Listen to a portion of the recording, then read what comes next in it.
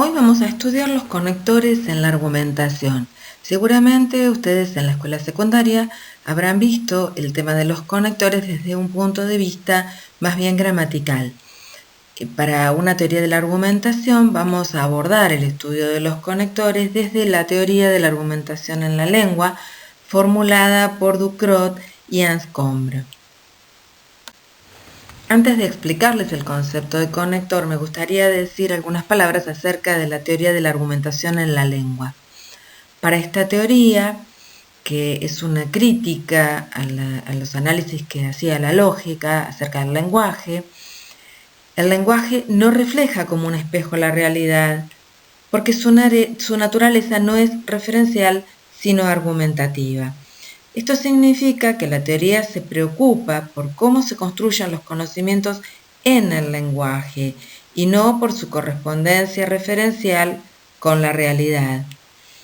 De esta manera, para esta teoría se argumenta en el lenguaje y no con el lenguaje. Esto significa que el lenguaje no es un instrumento que representa o reproduce la realidad tal cual es, y que tiene que haber una relación de correspondencia, de verdad, entre el lenguaje y la realidad a la que éste se refiere.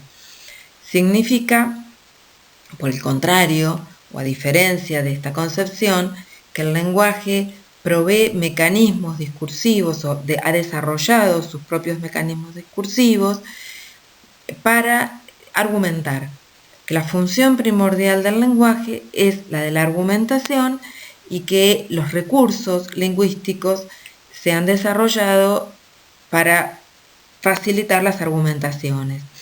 Entonces los conectores van a ser un objeto de estudio muy importante de esta teoría y ya no serán vistos como simples nexos que conectan una proposición con otra proposición o una oración con otra, sino que serán concebidos como unidades que orientan relaciones de significado dentro del discurso entre distintos argumentos, entre distintas formas de ver la realidad, que no necesariamente tienen que ajustarse como verdaderas o tienen que tener una correspondencia de verdad con el mundo referido.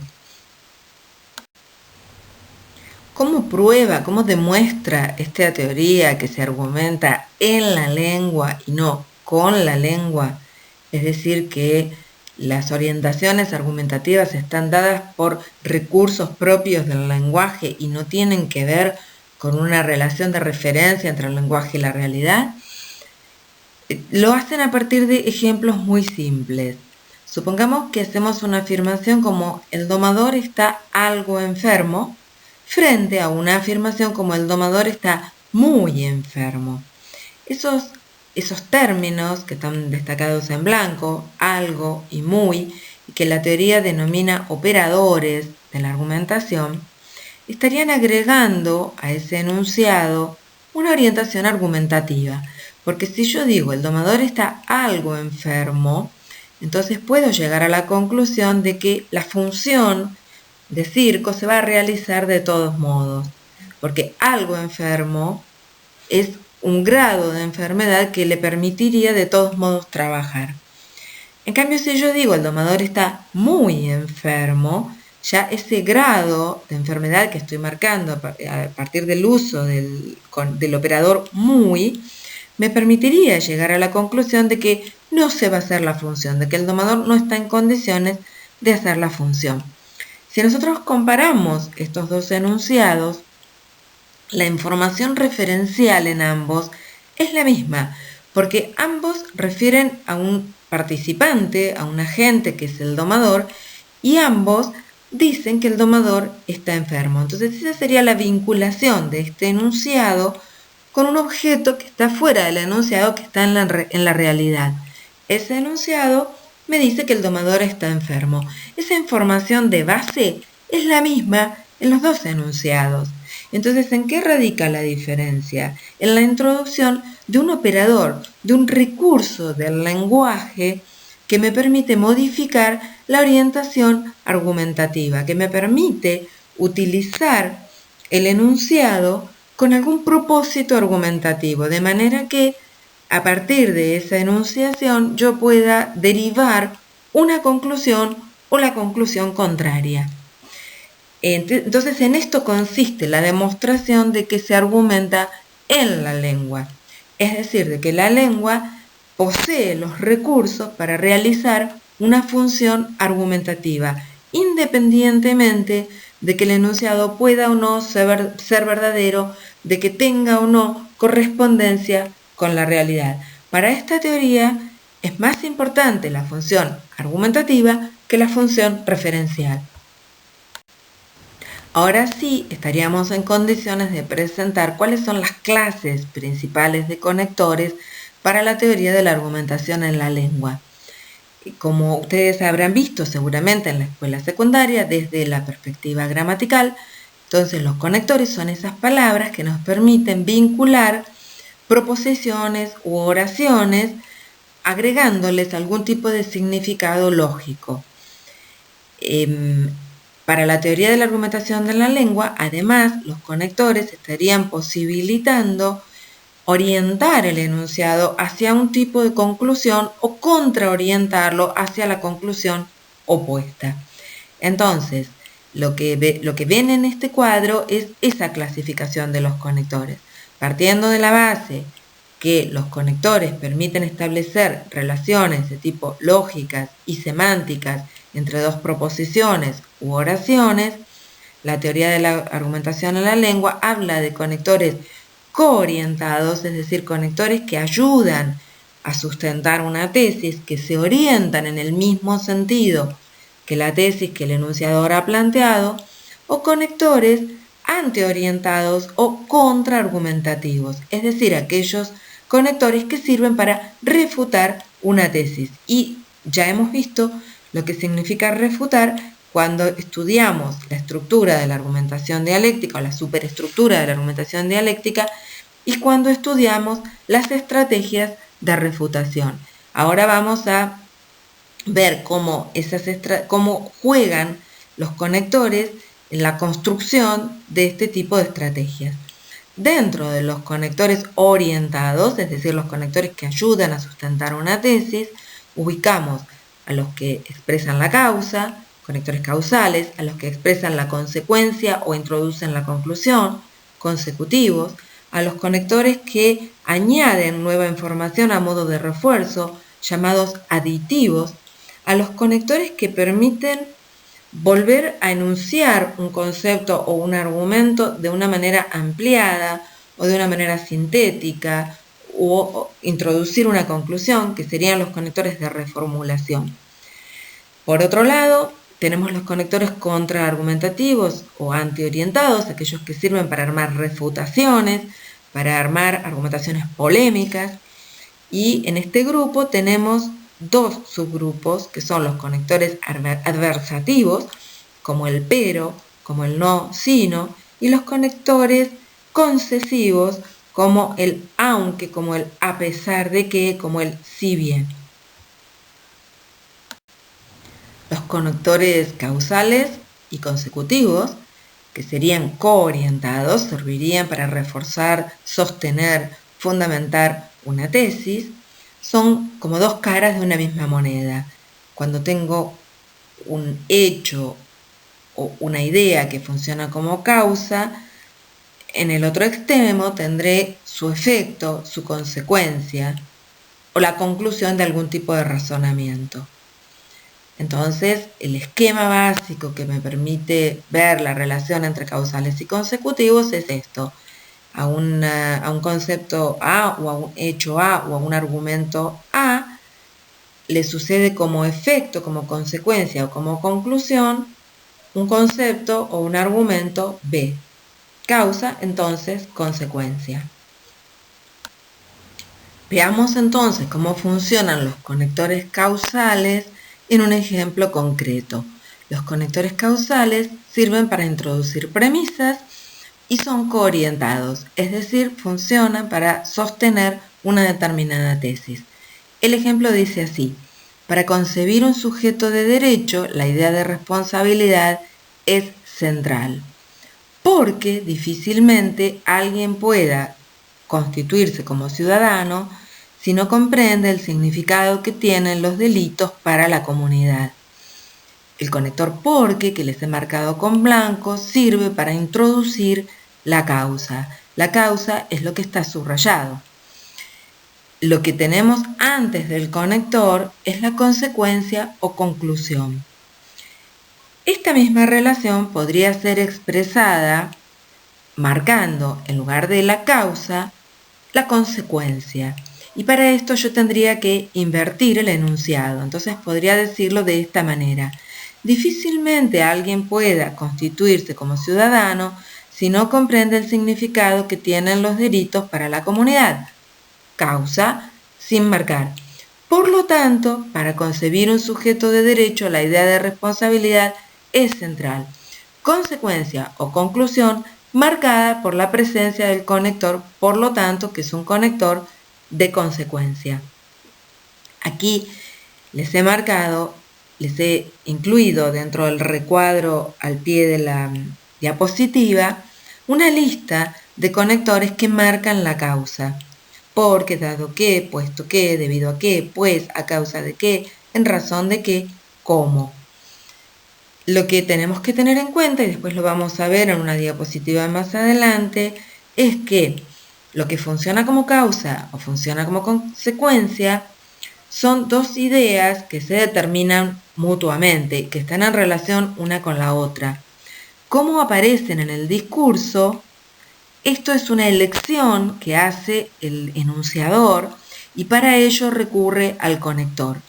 Entonces, la idea que funciona como causa y la idea que funciona como consecuencia, como conclusión, están previas al discurso, subyacen a la enunciación que yo elija hacer o a la forma de decir que elija para mi discurso. Y depende del conector que yo elija, voy a intensificar, voy a marcar, voy a hacer más visible, más evidente, o la causa o la consecuencia. Veamos un ejemplo más que utiliza conectores causales para marcar la premisa o la causa del argumento, pero que implican un ordenamiento distinto del enunciado. Si nosotros tenemos los ladrones evitan los lugares custodiados y esa es nuestra premisa para después llegar a la conclusión de que entonces no roban en los shoppings y sí roban en los lugares vecinos, esto lo podremos enunciar siempre marcando la causa, porque todavía estamos viendo la causa, de dos maneras posibles. Los delitos aumentan en los negocios vecinos a los shoppings, esa es la conclusión o la consecuencia, dado que, porque, puesto que, los ladrones no roban en lugares custodiados. Esa es la causa o premisa. Si yo elijo utilizar un conector como como, que es un conector que marca la causa, no es el como comparativo, sino el como que marca la causa, el como es un conector que se utiliza en principio de oración. Entonces va a aparecer seguido de la causa, después vamos a tener una coma y al final va a estar la conclusión. Entonces diré algo así. Como los ladrones no roban en lugares custodiados, los delitos aumentan en los negocios vecinos a los shoppings. Aquí tenemos un ejemplo de cómo el ordenamiento sintáctico del enunciado puede variar, pero la relación entre lo que es una premisa y su conclusión está siendo la misma. Hemos visto los causales. Ahora veremos los consecutivos o los que introducen consecuencias o conclusiones. También son coorientados. El ejemplo dice, en política criminal hay problemas complejos que requieren respuestas complejas. Esta es la premisa o causa. En consecuencia, no sirven las soluciones drásticas y simplistas. A diferencia de los conectores causales, que pueden ir en principio del enunciado o en el medio, entre la consecuencia y anticipando la causa, los conectores de consecuencia irán entre dos enunciados, entre dos partes o entre dos proposiciones.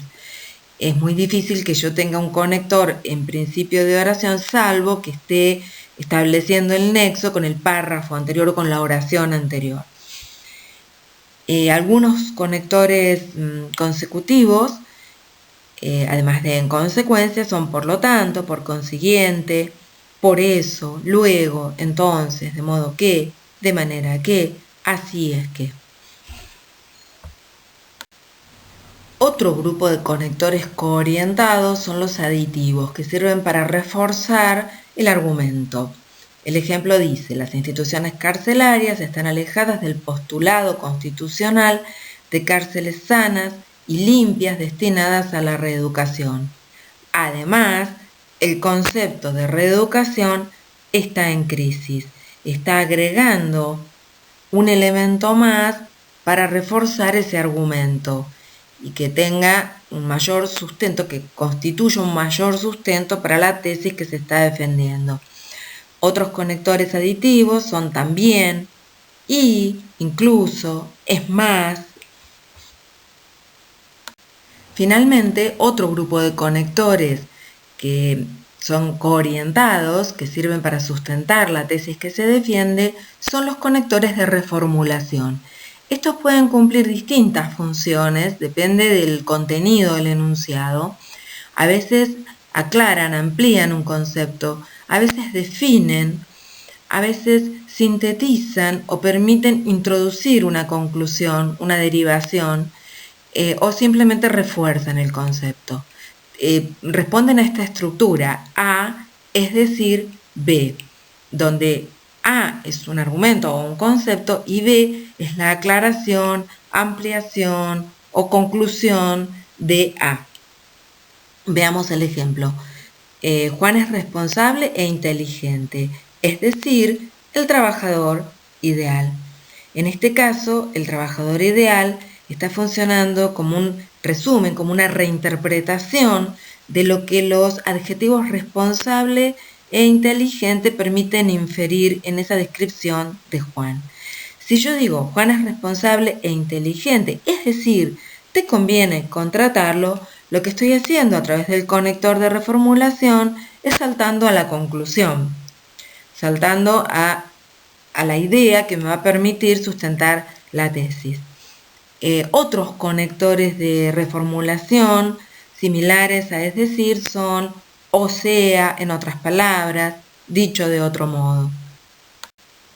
El segundo gran grupo de conectores argumentativos que hemos presentado al comienzo es el de los contraargumentativos o antiorientados, que lo que hacen es introducir una idea contraria a una idea previa y sirven para la argumentación polémica y para construir refutaciones.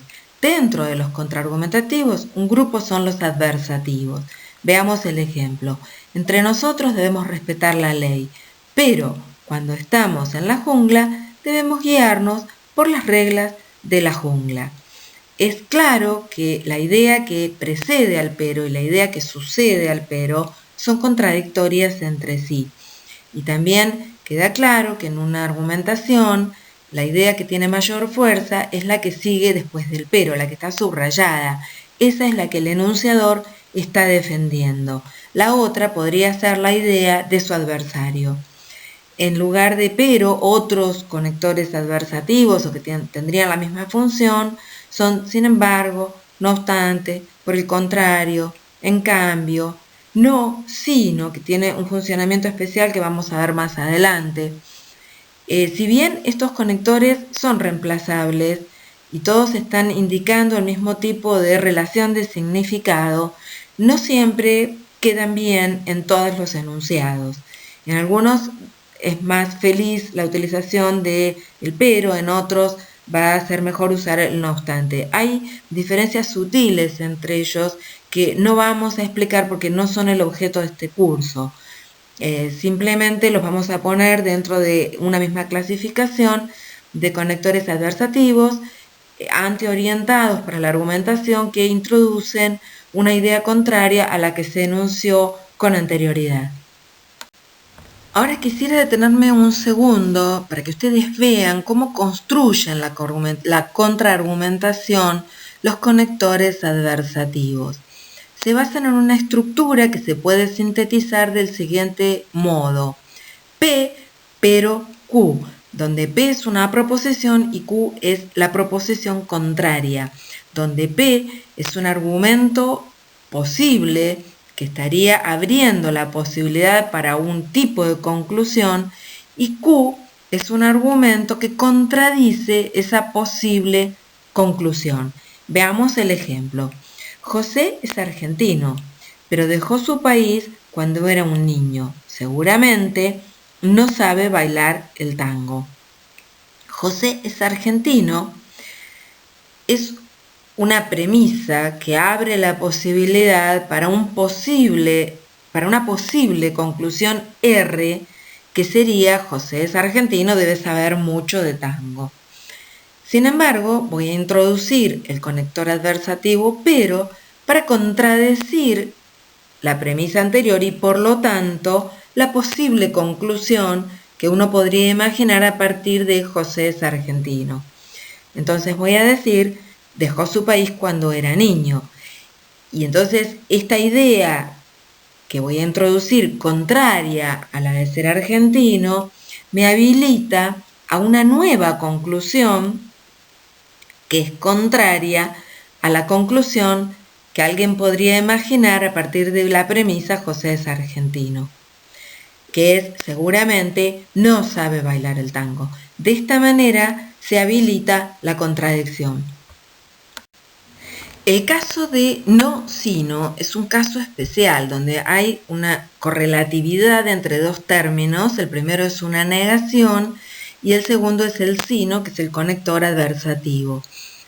Funciona como un antiorientado también, es decir, introduce proposiciones que de alguna manera se contradicen, y la estructura es la siguiente. P, la primera proposición, es rechazada por la negación no, y luego rectificada a partir del sino por la proposición Q. P correspondería al argumento del adversario y Q es el argumento que sostiene el enunciador. Entonces diríamos algo así: no se trata de tener una visión romántica. Con el no está negando la premisa o el argumento del adversario, sino con esto rectifica, introduce la posibilidad de su propio argumento, sino de reconocer los derechos que les corresponden a los inmigrantes como seres humanos. Lo subrayado es lo que el enunciador está sosteniendo. Acá vamos a hablar de un caso extraño, pero que es muy frecuente en el habla cotidiana, que es el de un pero que no tiene una función antiorientada, que no funciona como contraargumentativo, sino todo lo contrario, que sirve para reforzar, como si fuera un aditivo. Tiene una estructura de este tipo: P, pero también Q, donde P es un argumento y Q es un refuerzo de ese argumento P. Veamos los ejemplos. Estudiar es importante para aprobar, pero sobre todo para saber. Quienes son solidarios ayudan a los que más lo necesitan, pero además se enriquecen como seres humanos. Fíjense que está acompañado por algún aditivo, algún término intensificador del significado, y que no tiene el sentido de refutar, sino todo lo contrario, de hacer más fuerte el argumento que se está sosteniendo en P. No lo vamos a trabajar tanto en las actividades, es raro que lo veamos aparecer en una situación de examen, pero ténganlo presente porque también es un uso aceptado del conector pero. El otro grupo de conectores contraargumentativos, es decir, antiorientados, que permiten construir refutaciones en argumentaciones polémicas, es el grupo de los concesivos. Los concesivos, como bien dice su nombre, conceden que un argumento no es totalmente desechable o descartable, pero después lo que hacen es oponer el argumento que realmente quiere defender el enunciador. Veamos el ejemplo.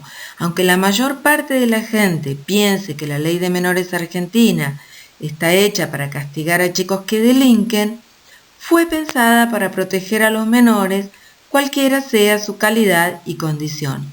Lo que el enunciador está sosteniendo es lo que viene después de la coma que aquí les marqué en blanco. Lo que está introducido por el aunque es la concesión propiamente dicha. Concedo para luego afirmar el argumento que quiero defender, que es contrario al argumento que concedo. Otros conectores de concesión son a pesar de que, si bien.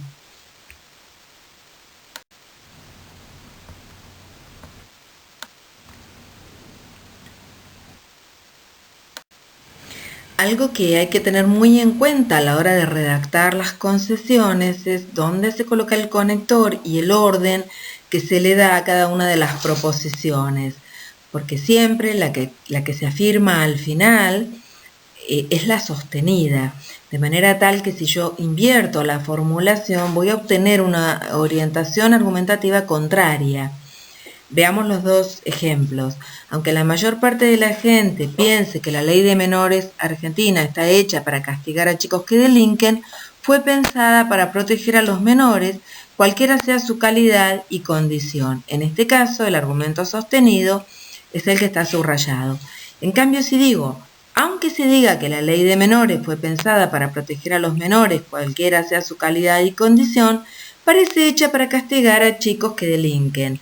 Enunciada en este orden, lo que estoy defendiendo es la proposición que está subrayada, es que la ley se ha hecho para castigar a los chicos que delinquen.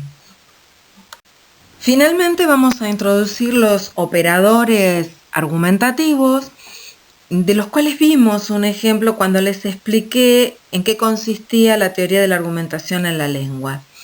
Se trata de palabras que en realidad no actúan como nexo entre dos proposiciones, no vinculan dos ideas, pero sí afectan la orientación de una conclusión. Si yo digo cuesta 100 pesos, la conclusión podría ser que es caro o que es barato, dependiendo del contexto. Pero si digo cuesta solo 100 pesos, estoy orientando hacia la conclusión de que es barato. Del mismo modo, imaginemos un enunciado en el que se dice son las 8. La conclusión posible podría ser que es tarde o que es temprano, dependiendo de la situación y del contexto. Si digo apenas son las 8, al introducir este operador, estoy orientando hacia la conclusión de que todavía es temprano. Si digo no son más que las 8, de la misma manera, este operador nos conduce hacia la idea de que todavía es temprano. En cambio, si yo digo ya son las 8, estoy induciendo a mi auditorio a pensar que es tarde. O si digo son casi las 8, de la misma manera, también la conclusión podría ser que es tarde o que queda poco tiempo. Aquí les he incorporado una lista de posibles operadores, hay más, pero estos son algunos: bastante, poco, muy, mucho, nada, algo, apenas, casi, demasiado. Con esto terminamos la presentación de conectores y operadores argumentativos y a partir de aquí estarían en condiciones de resolver las actividades.